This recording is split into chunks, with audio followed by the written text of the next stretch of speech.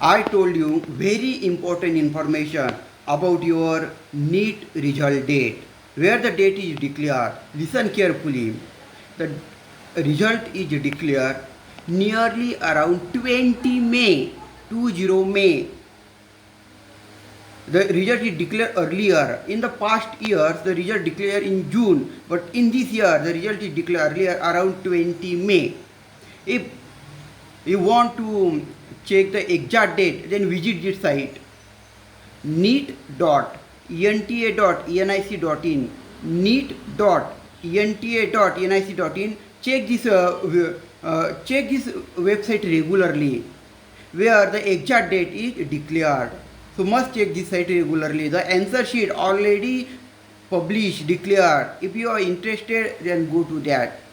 So in this year the result declared earlier around 20 May. Share this information to the lack of students they search. Share and if you like subscribe, must share this information.